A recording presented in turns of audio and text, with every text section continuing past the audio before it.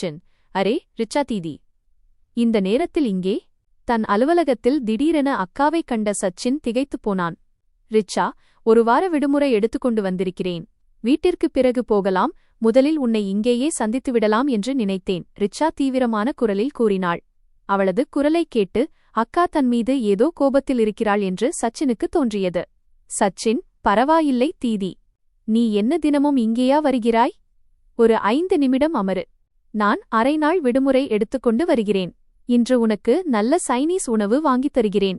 வரவேற்பறையில் இருந்த சோபாவை நோக்கி சைகை காட்டிவிட்டு சச்சின் அலுவலகத்திற்குள் சென்றான். ரிச்சா தன் சொந்த எண்ணங்களில் மூழ்கியிருந்தாள். அப்போது சச்சின் அவளை கூப்பிட்டான். தீதி, கிளம்பலாமா? ரிச்சா அமைதியாக எழுந்து நடந்தாள். அவளது இந்த மௌனம் சச்சினுக்கு மிகவும் விசித்திரமாக இருந்தது. இது அவளது இயல்புக்கு மாறானது. எப்போதும் மகிழ்ச்சியாக இருக்கும் ரிச்சா ஒவ்வொரு விஷயத்திற்கும் சிரித்து மகிழ்வாள், ஜோக்ஸ் சொல்வாள், தான் பார்த்த அல்லது கேட்ட எந்தவொரு சம்பவத்தையும் சுவாரஸ்யமாக உப்பு மிளகாய் சேர்த்து விவரிப்பாள். அப்படியிருக்க இன்று அவளுக்கு என்ன ஆனது? ஏன் இவ்வளவு அமைதியாகிவிட்டாள்? ரிச்சா, சச்சின், நான் இங்கே சைனீஸ் சாப்பிட வரவில்லை, ரிச்சா மெதுவாக கூறினாள். சச்சின், அதை நானும் பார்த்து கொண்டுதான் இருக்கிறேன். ஆனால் விஷயம் என்ன? அக்ஷயுடன் சண்டையா? அல்லது வேறு ஏதேனும் தீவிரமான பிரச்சனையா? சச்சினின் ஆர்வம் அதிகரித்துக் கொண்டே போனது. ரிச்சா, அக்ஷய் மற்றும் சண்டையா? எல்லோரையும் உன்னைப் போலவே நினைத்துக் கொண்டாயா? அக்ஷய் என் மீதும் அவருடைய தாயார் மீதும் எவ்வளவு அக்கறை காட்டுகிறார் தெரியுமா? மேலும் மாமியார், அவருடைய குணத்தை பார்த்தால் நான் அவருடைய மருமகள் என்று எனக்கு ஒருபோதும் தோன்றியதே இல்லை. சொந்த மகள் போலவே நடத்துகிறார், ரிச்சா கூறினாள். சச்சின், எல்லாம் எனக்கு தெரியும் தீதி. உண்மையைச் சொன்னால் உன்னுடைய மகிழ்ச்சியான குடும்ப வாழ்க்கையை பார்த்து சில நேரங்களில் எனக்கு பொறாமையாக கூட இருக்கும். சச்சின் சோகத்துடன் புன்னகைத்தான். ரிச்சா, சச்சின், வாழ்க்கையை மகிழ்ச்சியானதாகவோ அல்லது துக்ககரமானதாகவோ மாற்றுவது நம் கைகளில்தான் உள்ளது. உண்மையைச் சொன்னால் நான் இதற்காகத்தான் இங்கே வந்திருக்கிறேன். குறைந்தபட்சம் உன்னிடமிருந்தும் நேஹாவிடமிருந்தும் நான் இதை எதிர்பார்க்கவில்லை. இன்று காலை அம்மா ஃபோன் செய்திருந்தார். ஃபோனில் பேசும்போதே அவர் எவ்வளவு அழுதார் தெரியுமா? திருமணத்திற்கு முன்பு இருந்த சச்சினாக நீ இப்போது இல்லை என்று சொல்லிக் கொண்டிருந்தார். நேஹா உன்னைத் தன் விரல் நுனியில் ஆட்டிப்படைக்கிறாள். சன்னி, சோனாலி மற்றும் அம்மாவை பற்றி உனக்கு எந்த கவலையும் இல்லை, ரிச்சா குற்றம் சாட்டினாள். சச்சின், அம்மா வேறு என்ன சொன்னார்? சச்சின் கேட்டான். ரிச்சா, பாவம், அவர் வேறு என்ன சொல்வார்? இந்த வயதில் அப்பா அவரை தனியாக விட்டுவிட்டு சென்றுவிட்டார். 3 வருடங்களிலேயே அவருடைய நிலைமை எப்படி ஆகிவிட்டது பார். சன்னி மற்றும் சோனாலியின் பொறுப்பு அவருடைய தோள்களில் இருக்கிறது. நீயோ அவர்களை விட்டு தனியாக வாழ்வதைப் பற்றி யோசித்துக் கொண்டிருக்கிறாய். ரிச்சாவின் குரலில் அவ்வளவு கசப்பு இருந்தது. குற்றச்சாட்டு சுமத்தும் இந்த பெண்ணை தனக்கு தெரியுமா என்று சச்சினுக்கு தோன்றியது. தன் குடும்பத்தில் வேறு யாரும் தன்னை புரிந்து கொள்ளாவிட்டாலும் தன் ரிச்சா தீதி கண்டிப்பாக புரிந்து கொள்வாள் என்று அவன் நம்பியிருந்தான். ஆனால் இங்கே நிலைமையே தலைகீழாக இருந்தது. ரிச்சா, இப்போது எங்கே தொலைந்து போனாய்? எந்த கேள்விக்கும் ஏன் பதிலளிக்க மாட்டேன்கிறாய்? ரிச்சா எரிச்சலடைந்தாள். சச்சின், நீ என்னை பதிலளிக்கும் தகுதியில் எங்கே வைத்திருக்கிறாய் தீதி? நான் வாயை திறப்பதற்கு முன்பே தவறு முழுவதும் என் மீதும் நேஹா மீதும் தான் என்று நீயே ஒருதலை பட்சமாக தீர்ப்பு வழங்கிவிட்டாய், சச்சின் சற்று கோபத்துடன் கூறினான். ரிச்சா, சரி, அப்படியானால் ஏன் எதுவும் பேச மாட்டேன்கிறாய்? உன்னுடைய பக்கத்து நியாயத்தை கேட்பதற்குத்தான் நான் இங்கே வந்திருக்கிறேன். இல்லையென்றால் உன்னை வீட்டிலேயே சந்தித்திருக்கலாமே. சச்சின், நான் எந்த விளக்கமும் அளிக்க விரும்பவில்லை. உன்னிடமிருந்து எந்த பஞ்சாயத்தையும் மத்தியஸ்தத்தையும் நான் எதிர்பார்க்கவில்லை. நீ யார் பக்கமும் சாயாமல் முழு விஷயத்தையும் புரிந்து கொள்ள வேண்டும் என்றுதான் நான் விரும்புகிறேன். நீ 1 வாரம் விடுமுறை எடுத்துக்கொண்டு எங்களுடன் வந்து தங்க வேண்டும் என்று நான் ஆசைப்படுகிறேன். ரிச்சா, நீ என்னிடமிருந்து என்ன எதிர்பார்க்கிறாய் என்று எனக்கு தெரியவில்லை. அம்மாவும் தம்பி தங்கையும் கண்ணீர் வடிக்கும்போது நான் எப்படி அவர்கள் பக்கம் பேசாமல் இருக்க முடியும்? ரிச்சா எரிச்சலடைந்தாள். சச்சின், எங்களை எங்களுடைய பாட்டில் விட்டுவிடு தீதி. எங்களது பிரச்சனைகளை நாங்களே தீர்த்துக்கொள்வோம், சச்சின் கெஞ்சினான். ரிச்சா, இப்போது உனக்கு உன் சொந்த அக்கா கூட அந்நியமாகிவிட்டாளா? நீ ரொம்ப மாறிவிட்டாய் என்று அம்மா சரியாகத்தான் சொல்லியிருக்கிறார். நேஹா நிஜமாகவே உன்னை தன் விரல் நுனியில் ஆட்டிப்படைக்கிறாள். சச்சின், ரிச்சா தீதி, நேஹா உன்னுடைய தோழிதானே. நீதானே அவளை எனக்கு திருமணம் செய்து வைக்கும்படி அம்மாவிடம் வாதாடினாய். ஆனால் இன்று நீயும் அம்மாவின் குரலிலேயே பேசுகிறாய். ரிச்சா, அதுதான் எனக்கே அழுகையாக வருகிறது. அவள் அம்மாவை மகிழ்ச்சியாக வைத்திருப்பாள், நம் வீடு மகிழ்ச்சியால் நிறையும் என்று நான் நினைத்தேன். ஆனால் நடந்ததோ அதற்கு நேர் எதிர்மாறாக இருக்கிறது. சச்சின், நான் எந்த விளக்கமும் தரமாட்டேன் தீதி. சில நாட்கள் எங்களுடன் வந்து தங்குமாறு மட்டும்தான் உன்னிடம் ஒரு கோரிக்கையாக வைக்கிறேன். அப்போதுதான் உனக்கு எல்லா சூழ்நிலைகளும் புரியும். ரிச்சா, சரி, நீ இவ்வளவு வற்புறுத்துவதால் நான் அக்ஷயிடம் பேசுகிறேன். ரிச்சா எழுந்து நின்றாள். சச்சின், நீ எப்போது எங்களுடன் தங்க வருகிறாய்? உணவகத்தின் பில்லை கட்டிக்கொண்டே சச்சின் கேள்வி எழுப்பினான். ரிச்சா, உன்னுடைய இடத்திற்கா? ரிச்சா சிரித்தாள். அப்படியென்றால் இப்போது அந்த வீடு என்னுடையது இல்லையா? சச்சின், நான் உன்னை வார்த்தை ஜாலங்களில் சிக்க வைத்தாலும் என்ன பயன்? உண்மை என்னவென்றால் இப்போது உன்னுடைய வீடு உன்னுடையதாக இல்லை. சச்சினும் சிரித்துவிட்டான். சுமார் ஒரு வாரத்திற்குப் பிறகு ரிச்சா சூட்கேஸ் மற்றும் பைகளுடன் வருவதைக் கண்ட அவளது தங்கை சோனாலி தூரத்திலிருந்தே கத்தினாள். சோனாலி, அரே தீதி, என்ன அத்தானுடன் சண்டையா? ரிச்சா, ஏன் சண்டை போடாமல் நான் என் சொந்த வீட்டிற்கு தங்க வரக்கூடாதா? இந்தா வன்ஷை பிடி. தன் மடியிலிருந்த தன் மகனை நோக்கிச் சைகை காட்டினாள். சோனாலி ரிச்சாவின் மடியிலிருந்து வன்ஷை வாங்கிக் கொண்டு வெளியை நோக்கி ஓடினாள். ரிச்சா, நில் சோனாலி, எங்கே போகிறாய்? அம்மா இப்போது வந்துவிடுவாள். தன் தோழிகளிடம் வன்ஷை அறிமுகப்படுத்திக் கொண்டிருக்கிறாள். அவளுக்கு சிறிய குழந்தைகளைப் பார்த்தால் எவ்வளவு பிடிக்கும் என்று உனக்கு தெரியும்தானே? அம்மா ரிச்சாவை கட்டியணைத்துக் கொண்டே கூறினார். ரிச்சா, ஆனால் அம்மா, சோனாலி ஒன்றும் இந்த மாதிரி நடந்து கொள்ளும் அளவுக்கு அவ்வளவு சிறிய பெண் இல்லையே. அம்மா, வா, உள்ளே போலாம். இந்த சின்ன சின்ன விஷயங்களுக்கெல்லாம் உன் ரத்தத்தை கொதிக்க வைக்காதே. சோனாலிக்கு இன்னும் குழந்தைத்தனம் இருக்கிறது என்பதை ஒத்துக்கொள்கிறேன். ஒருமுறை திருமணம் ஆகிவிட்டால் அவளாகவே பொறுப்புகளை புரிந்து கொள்வாள். அம்மா ரிச்சாவின் கையைப் பிடித்து உள்ளே அழைத்துச் சென்றார். ரிச்சா, ஆமாம், திருமணப் பேச்சை கேட்டதும் நினைவுக்கு வருகிறது. சோனாலி இன்னும் எவ்வளவு நாட்களுக்கு குழந்தையாகவே இருப்பாள்? அவள் ஏன் ஒரு வேலை தேடக்கூடாது? இதன் மூலம் அவளுடைய திருமணத்திற்கும் உதவியாக இருக்குமே. ரிச்சா கூறினாள். அம்மா, தங்கைக்கு திருமணம் செய்து வைப்பது அண்ணன் மற்றும் அண்ணியின் கடமை. அதை நீ அவர்களுக்கு ஏன் புரிய வைக்க மாட்டேன்கிறாய்? என் பூ போன்ற மகள் வேலை செய்து தனக்குத்தானே வரதட்சணை சேர்த்துக் கொள்வாளா? அம்மா கோபமடைந்தார். ரிச்சா, நான் அந்த அர்த்தத்தில் சொல்லவில்லை அம்மா. ஆனால் இப்போது பெரும்பாலான பெண்கள் வேலைக்குச் செல்லத் தொடங்கிவிட்டார்கள். மாப்பிள்ளை வீட்டாரும் சம்பாதிக்கும் மருமகளையே விரும்புகிறார்கள். நம் தூரத்து உறவு முறை மாமி மகன் ஆஷிஷ் வங்கியில் வேலை செய்கிறான் இல்லையா? அவனுக்கு கூட சம்பாதிக்கும் மனைவிதான் வேண்டும். அது மட்டுமில்லாமல் இதில் கோபப்படுவதற்கு என்ன இருக்கிறது? சோனாலி வேலைக்குச் சென்றால் அவளுக்கு இங்குமங்கும் சுற்றுவதற்கு நேரம் கிடைக்காது. மேலும் அவளும் தனக்கென்று கொஞ்சம் பணம் சேர்த்து வைக்க முடியும். உனக்கு நினைவிருக்கிறதா அம்மா? அப்பா என் படிப்பை முடித்தவுடனேயே என்னை வேலைக்குச் செல்லும்படி அறிவுறுத்தினார். பெண்கள் எப்போதும் தங்கள் சொந்த காலில் நிற்க வேண்டும் என்று அவர் வலியுறுத்தினார். ரிச்சா கூறினாள். சோனாலி, அம்மா, அரே தீதி, என்ன இப்படி பேசுகிறாச்சினும் எவ்வளவு நேரமாக அவர்களுக்கு பின்னால் நின்று கொண்டிருந்தார்கள் என்று தெரியவில்லை. சச்சினின் குரலில் இருந்த கிண்டல் அவளுக்கு நன்றாகவே புரிந்தது. ரிச்சா, நீங்கள் இருவரும் வர மிகவும் தாமதமாகிவிட்டது. ரிச்சா கூறினாள். அம்மா, இவர்கள் இருவரும் தினமும் இப்படித்தான் வருகிறார்கள். இருட்டிய பிறகுதான் என்ன செய்வது? பஸ்ஸில் ஏறி இங்கே வருவதற்குள் காலை 6:30 ஆகிவிடுகிறது. பிறகு காப்பகத்திலிருந்து கிரேச்சே தன்மையை அழைத்துக் கொண்டு வருவதற்குள் இன்னும் ஒரு 10 முதல் 15 வரை நிமிடங்கள் ஆகிவிடுகின்றன. ரிச்சா, என்ன, தன்மையை காப்பகத்தில் விட்டுவிட்டா வேலைக்குச் செல்கிறாய்? வீட்டில் அம்மாவும் சோனாலியும் இருக்கிறார்கள் அல்லவா? உனக்கு அவர்கள் மீது நம்பிக்கையில்லையா? இவ்வளவு சிறிய குழந்தையை அந்நியர்களின் பொறுப்பில் விட்டுச் செல்கிறாயே. நேஹா எதுவும் பேசாமல் தன்மையை மடியில் தூக்கிக் கொண்டு சமையலறைக்குள் சென்றாள். ரிச்சா, அம்மா, நீ ஏன் இவர்களிடம் எதுவும் சொல்வதில்லை? இவ்வளவு சிறிய குழந்தையை காப்பகத்தில் சேர்த்திருக்கிறார்களே. அம்மா, நான் சொல்லியிருக்கிறேன் மகளே, ஆனால் என் நிலைமை உனக்கு தெரியாததா என்ன? எப்போதும் மூட்டு வலி. இந்த நிலைமையில் என்னால் தன்மையை பார்த்து கொள்ள முடியாது. சோனாலியைப் பற்றித்தான் உனக்கு தெரியுமே. அவள் எப்போது வீட்டில் இருக்கிறாள்? ஒரு நேரம் இந்த தோழி வீடு, மறுநேரம் அந்த தோழி வீடு என்று சுற்றிக் கொண்டே இருக்கிறாள். ரிச்சா சில நொடிகள் அப்படியே திகைத்துப் போய் அமர்ந்திருந்தாள். தன் முன்னால் அமர்ந்திருப்பது தன் அம்மா அல்ல, வேறு ஏதோ ஒரு பெண் என்று அவளுக்கு தோன்றியது. அவளது அம்மாவின் இதயத்தில் அன்பின் ஆழ்கடல் அல்லவா அலைமோதும். அவர் எப்படி இவ்வளவு குறுகிய மனப்பான்மை கொண்டவராக மாறினார்? அப்போது நேஹா தேநீர், டீ தயாரித்துக் கொண்டு வந்தாள். தன்மையும் தன் பால் கிளாஸை எடுத்துக்கொண்டு அங்கே வந்தான். திடீரென்று ரிச்சாவிற்கு ஒரு விஷயம் தோன்றியது. அவள் வந்து 1/2 மணி நேரத்திற்கு மேல் ஆகிவிட்டது. ஆனால் அவளிடம் யாரும் ஒரு வாய் தண்ணீர் கூட கேட்கவில்லை. ஒருவேளை அனைவரும் நேஹாவின் வரவுக்காகத்தான் காத்துக் கொண்டிருந்தார்கள் போலிருக்கிறது. சோனாலியோ வன்ஷை அழைத்துக் கொண்டு போனவள் இன்னும் வீடு திரும்பவே இல்லை. நேஹா வேகவேகமாக தேநீரை குடித்துவிட்டு மீண்டும் சமையலறை வேலைகளில் மூழ்கினாள். ரிச்சா தன் கப்பை வைப்பதற்காக சென்றபோது அங்கே பாத்திரம் கழுவும் தொட்டி சிங்க் எச்சில் பாத்திரங்களால் நிறைந்திருப்பதையும் நேஹா அவசரமாக பாத்திரங்களை கழுவிக் கொண்டிருப்பதையும் பார்த்தாள். ரிச்சா, என்ன இது, இன்று வேலைக்காரி வரவில்லையா? ரிச்சாவின் வாயிலிருந்து திடீரென இந்த வார்த்தை வந்தது.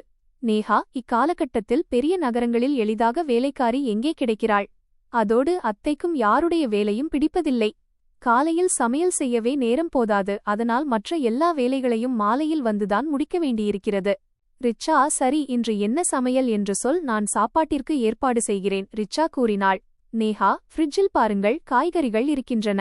என்ன சாப்பிட வேண்டுமோ அதை சமைத்துக் கொள்ளலாம். ரிச்சா, என்ன சொல்வது நேஹா, நான் வந்ததால் உனக்கு வேலை இன்னும் அதிகமாகிவிட்டது என்று நினைக்கிறேன். நேஹா, என்ன இப்படி பேசுகிறாய்? நீ சச்சினின் அக்கா மட்டுமல்ல, என் அன்பான தோழியும் கூட. அதை எப்படி மறந்தாய் பைத்தியமே?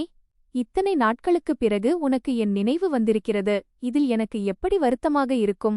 அறியாமலேயே நேஹாவின் கண்கள் கலங்கின. ஃப்ரிட்ஜிலிருந்து காய்கறிகளை எடுத்துக்கொண்டு அதை நறுக்குவதற்காக ரிச்சா அம்மாவின் அருகில் வந்து அமர்ந்தாள். அம்மா, அரே, இது என்ன கூத்து? என் மகள் 4 நாட்கள் தங்குவதற்காக பிறந்த வீட்டிற்கு வந்திருக்கிறாள். வந்தவுடனேயே காய்கறி நறுக்க கொடுத்து விட்டீர்களா? அம்மாவின் கோபம் 7ஆம் வானத்திற்கு உச்சிக்கு ஏறியது. ரிச்சா, ஓ அம்மா, யாரும் என்னிடம் கொடுக்கவில்லை. நான் தான் காய்கறிகளை எடுத்து வந்தேன். சும்மாதானே உட்கார்ந்திருக்கிறேன், பேசிக்கொண்டே நறுக்கிவிடுவேன். ரிச்சா பேசி முடிப்பதற்குள் சச்சின் அங்கு வந்து அவளது கையிலிருந்து தட்டை வாங்கிக் கொண்டான். பின்னர் ஒரு நாற்காலியை இழுத்து போட்டுக்கொண்டு அவனே காய்கறிகளை நறுக்கத் தொடங்கினான். அம்மா, இதோ உட்கார்ந்திருக்கானே பொண்டாட்டிதாசன், ஜோருகா குலாம. இவனே காய்கறி நறுக்குவான், சமையல் செய்வான், தன்மையிடம் குளிப்பாட்டி விடுவான். இரவும் பகலும் தன் மனைவிக்கு பின்னாடியே சுத்திக் கொண்டிருப்பான். அம்மாவின் கிண்டலான பேச்சைக் கேட்டு சச்சினின் முகம் சுருங்கியது. அவன் ஏதேனும் கசப்பான பதிலை அளிப்பதற்கு முன்பாகவே ரிச்சா முந்திக்கொண்டு பேசினாள். ரிச்சா, அதற்கென்ன அம்மா? தன் வீட்டு வேலையைத்தானே செய்கிறான். அவசரமாக சிரித்துக்கொண்டே சூழ்நிலையை லேசாக்க அவள் முயன்றாள். அம்மா, யார் யாருக்கு என்ன வேலை ஒதுக்கப்பட்டுள்ளதோ அதை அவர்கள் செய்வதுதான் அழகு. சச்சின் அவளுடைய காலை அமுக்கிவிடுவதைக் கூட நான் பார்த்திருக்கிறேன். சச்சின், அன்று அவள் வலியால் துடித்துக் கொண்டிருந்தாள். பலத்த காய்ச்சல் அவளுக்கு. சச்சின் மெதுவான குரலில் கூறினான். அம்மா, இருந்தாலும் ஒரு கணவன் மனைவிக்கு சேவை செய்வதா?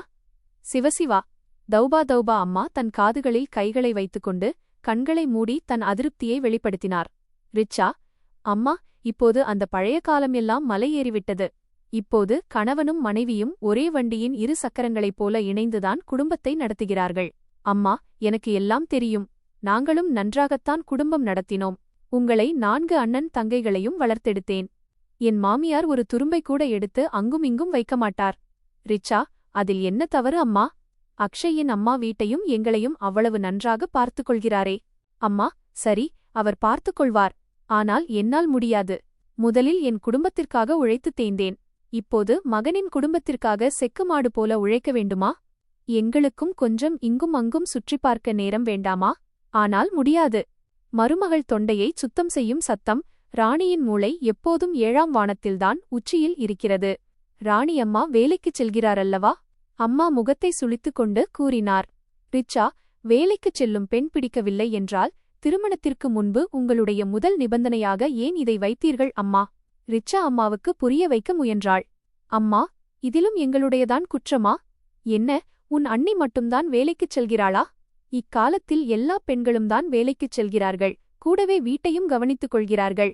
அம்மா எங்கே தன் தோல்வியை ஒப்புக்கொள்ளப் போகிறார்? ரிச்சா அமைதியாகிவிட்டாள். அம்மாவுக்கு எதையும் புரிய வைப்பது சாத்தியமில்லாத ஒன்று என்று அவளுக்கு தோன்றியது. மறுநாள் காலையிலேயே ரிச்சாவும் கிளம்பத் தயாரானதைக் கண்டு நேஹாவின் ஆச்சரியத்திற்கு எல்லையே இல்லை. நேஹா, என்ன இது, நீ இன்றே கிளம்புகிறாயா? ரிச்சா, உங்களோடு சேர்ந்தே நானும் கிளம்பிவிடலாம் என்று நினைக்கிறேன். நாளை முதல் ஆபீஸிற்குச் சென்று விடுவேன். ஏன் வீணாக விடுமுறையை நாசமாக்க வேண்டும்? சோனாலியின் திருமணத்தின்போது எப்படியும் விடுமுறை எடுக்க வேண்டியிருக்குமே, அவள் கூறினாள். நேஹா, நீ சொல்வதென்றால் நானும் 2 நாட்கள் லீவு எடுத்துக்கொள்கிறேன். வந்திருக்கிறாய், இன்னும் சில நாட்கள் தங்கிவிட்டு போகலாமே, நேஹா அன்போடு கூறினாள். ரிச்சா, இல்லை நேஹா, அடுத்த முறை 3-4 நாட்கள் தொடர் விடுமுறை வரும்போது வருகிறேன். அப்போது நீயும் விடுமுறை எடுக்க வேண்டியிருக்காது, ரிச்சா கூறினாள். அம்மா, பாவம், ஒரு நாளுக்காக வந்தாள். ஆனால் என் மகள் வேலை செய்வதிலேயேதான் மூழ்கியிருந்தாள். இங்கேயும் தங்கியிருந்து என்ன செய்யப் போகிறாள்? இங்கேயும் அவளே சமைத்துத்தான் சாப்பிட வேண்டும் என்றாள். ரிச்சா இவ்வளவு சீக்கிரம் கிளம்புவதை பார்த்து அம்மா தன் சொந்த புலம்பலையே பாடிக்கொண்டிருந்தார். இன்றுதான் முதல் முறையாக ரிச்சாவின் மனதில் தன் பிறந்த வீட்டைப் பற்றி இவ்வளவு பெரிய சலனம் ஏற்பட்டது. பஸ்ஸின் ஜன்னல் வழியே வெளியே வேடிக்கை பார்க்கும்போது அவளது கண்களுக்குள் மீண்டும் மீண்டும் அதே காட்சிகள்தான் வந்து போயின. சமையலறையில் களைத்துப் போய் நின்ற நேஹா, எச்சில் பாத்திரங்கள் நிறைந்த தொட்டி, அம்மாவின் குத்தலான பேச்சுகள் அனைத்தையும் அமைதியாக சகித்துக்கொண்ட தன் தம்பி சச்சின். இனி நடப்பது நடக்கட்டும். நான் வந்தது சச்சினுக்கும் நேஹாவுக்கும் புரிய வைக்கத்தான். ஆனால் எந்த முகத்தை வைத்துக்கொண்டு நான் அவர்களுக்கு புரிய வைப்பேன்? அன்பும் ஒற்றுமையும் என்ற கைதட்டல் என்ன ஒரு கையால் மட்டுமா ஓசை எழுப்பும்? ரிச்சா சிந்தித்துக் கொண்டிருந்தாள். சச்சின், சரி தீதி, அப்புறம் பார்க்கலாம். சச்சின் பஸ்ஸிலிருந்து கீழே இறங்கி அவளது கால்களை தொட்டு வணங்கினான். நேஹா முன்பே இறங்கிவிட்டிருந்தாள். ரிச்சா, சச்சின், உனக்கு அறிவுரை கூறும் எந்த உரிமையும் எனக்கு இருப்பதாக தோன்றவில்லை. இருந்தாலும் பார், சன்னியின் வேலை மற்றும் சோனாலியின் திருமணம் முடியும் வரை உன்னால் இணைந்து வாழ முடிந்தால் பார் என்று கூறிக்கொண்டே ரிச்சா திரும்பி நடந்தாள். அவளது மனது மிகவும் பாரமாகிவிட்டது போல் இருந்தது. எங்காவது கொஞ்சம் தனிமை கிடைத்தால் கதறி அழுதுவிடலாம் என்று தோன்றியது. அன்று வீட்டிலிருந்து திரும்பும்போது ரிச்சா வெறும் அழமட்டும் செய்யவில்லை, தன் மனதிற்குள் ஒரு தீர்க்கமான முடிவையும் எடுத்திருந்தாள். இப்போது எதையும் செய்யாவிட்டால் இந்த வீடு நிஜமாகவே உடைந்து போய்விடும். சுமார் 15 நாட்களுக்குப் பிறகு ஒரு ஞாயிற்றுக்கிழமை காலையில் ரிச்சா திடீரென்று மீண்டும் தன் பிறந்த வீட்டிற்கு வந்தாள். கதவை சோனாலி திறந்தாள். அரே தீதி, மறுபடியும் வந்துவிட்டாயா? அவள் சிரித்துக்கொண்டே கூறினாள். ஆனால் இந்த முறை ரிச்சாவின் கண்களில் அந்த பழைய மகிழ்ச்சி இல்லை. முகத்தில் ஒரு தீவிரத்தன்மை இருந்தது. ரிச்சா, எல்லாரையும் கூப்பிடு. நான் ஒரு முக்கியமான விஷயம் பேச வேண்டும். சற்று நேரத்தில் அம்மா, சச்சின், நேஹா, சன்னி மற்றும் சோனாலி என அனைவரும் வரவேற்பறையில் வந்து அமர்ந்தனர். அம்மா, இங்க பார் மகளே, நான் இப்போது எதையும் சொல்வதையே விட்டுவிட்டேன். ஆனால் உன் அண்ணி இருக்கிறாளே. அம்மா உடனே பேசத் தொடங்கினார். ரிச்சா, அம்மா. இந்த முறை ரிச்சா அவரை பேசவிடாமல் பாதியிலேயே தடுத்தாள். அவளது குரலிலிருந்த கடுமையான தொனியைக் கண்டு அனைவரும் அதிர்ச்சியடைந்தனர். இன்று முதலில் என் பேச்சைக் கேளுங்கள், இடையில் யாரும் பேசக்கூடாது. அறையில் ஒரு நிசப்தம் நிலவியது. ரிச்சா மெதுவாக நடந்து சென்று அம்மாவின் அருகில் அமர்ந்தாள். ரிச்சா, அம்மா, உங்களுக்கு புதிதாக திருமணமாகி இந்த வீட்டிற்கு வந்தபோது அப்பா உங்களுடைய கஷ்டங்களை புரிந்து கொண்டு சமையலில் உதவி செய்து உங்களுக்கு துணையாக இருந்திருந்தால் அவரை நீங்கள் பொண்டாட்டிதாசன், ஜோருகா குலாம என்று சொல்லியிருப்பீர்களா? ரிச்சா தொடர்ந்து பேசினாள். நேஹா காலை 5 மணிக்கே எழுந்து சமைத்து வேலைக்கும் சென்று குழந்தையையும் கவனித்துக் கொள்கிறாள் என்பது உங்களுக்கு தெரியுமா? மாலையில் வீட்டிற்கு வந்ததும் மீண்டும் சமையலறை வேலைகளில் மூழ்கிவிடுகிறாள். ஆனால் நாம் அனைவரும் என்ன செய்கிறோம்? அவளது ஒவ்வொரு முயற்சியிலும் ஏதேனும் ஒரு குறையை கண்டுபிடித்துக் கொண்டே இருக்கிறோம். ரிச்சாவின் பேச்சைக் கேட்டு அம்மாவின் முகம் வாடியது. அம்மா, ஆனால் நான் வயதாகிவிட்டவள் அம்மா. அம்மாவின் குரல் நடுங்கியது. ரிச்சா, யார் உங்களை எல்லா வேலைகளையும் செய்யச் சொன்னது?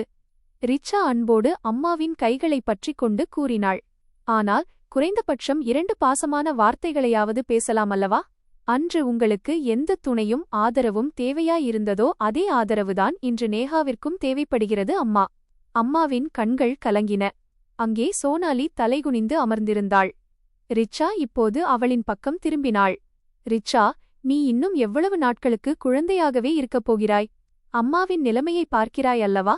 இன்று அண்ணன் மட்டும் தனியாக பிரிந்து சென்றுவிட்டால் இந்த வீட்டின் செலவுகள் எப்படி நடக்கும்? சோனாலி முதல் முறையாக தீவிரமாக யோசித்தாள். மெதுவான குரலில் கூறினாள். தீதி, நான் வேலை தேட முயற்சி செய்கிறேன். ரிச்சா, அவ்வளவுதான். இப்போது கொஞ்சம் பொறுப்புடன் நடந்து கொள்ள கற்றுக்கொள். அப்போதுதான் அம்மாவுக்கும் அண்ணனுக்கும் பக்கபலமாக இருக்க முடியும். பெரிய வேலை என்று எதுவும் தேவையில்லை. உன் சொந்த காலில் நிற்க ஒரு தொடக்கத்தை ஏற்படுத்து, அது போதும். அப்போது சச்சின் கூறினான். தீதி, எனக்கும் தனியாக போக வேண்டும் என்று விருப்பமில்லை. வீட்டில் கொஞ்சம் நிம்மதி இருக்க வேண்டும் என்று மட்டும்தான் நான் விரும்பினேன். அவனது குரல் தழுதழுத்தது. நேஹா உடனே கூறினாள். நானும் அத்தையை விட்டுவிட்டுப் போக விரும்பவில்லை. ஆனால் தினமும் குத்தலான பேச்சுகளை கேட்கும்போது என் தைரியமே உடைந்து விடுகிறது. அம்மா முதல் முறையாக நேஹாவை உற்று நோக்கினார். தான் புதிதாக மருமகளாக வந்திருந்த ஆரம்ப நாட்கள் அவருக்கு திடீரென்று நினைவுக்கு வந்தன. அப்போது தன் மாமியாரின் குணத்தால் வருத்தமடைந்து சின்ன சின்ன விஷயங்களுக்கெல்லாம் அவர் அழுது கொண்டிருப்பார். இன்று அதே வலியைத்தான் தன் மருமகளுக்கு கொடுத்து கொண்டிருக்கிறோம் என்பதை அவர் உணர்ந்தார். சில நொடிகள் கழித்து அம்மா மெதுவாக எழுந்தார். அவர் மீண்டும் கோபித்துக் கொள்ளப் போகிறாரோ என்று அனைவரும் நினைத்தனர். ஆனால் அடுத்த கணமே அவர் நேஹாவின் தலைமீது அன்போடு கை வைத்து ஆசீர்வதித்தே, என் மீதுதான் தப்பு. என்னை மன்னித்துவிடு. அம்மா இவ்வளவு சொன்னதே போதும். நேஹா ஓடிவந்து அவரை கட்டியணைத்துக் கொண்டாள். சச்சினும் உடனே சென்று அம்மாவின் கைகளை பற்றிக் கொண்டான். பல வருடங்களுக்குப் பிறகு அந்த வீட்டின் சுவர்களில் படிந்திருந்த ஏதோ ஒரு பாரமான மௌனம் உருகி மறைவது போல் தோன்றியது. காலம் மெல்ல மெல்ல மாறத் தொடங்கியது. சோனாலி வேலை தேட ஆரம்பித்திருந்தாள். சன்னியும் டியூஷன் எடுக்கத் தொடங்கினான். அம்மாவும் இப்போது முன்போல எடுத்ததற்கெல்லாம் குத்தலாக பேசுவதை நிறுத்திவிட்டார்.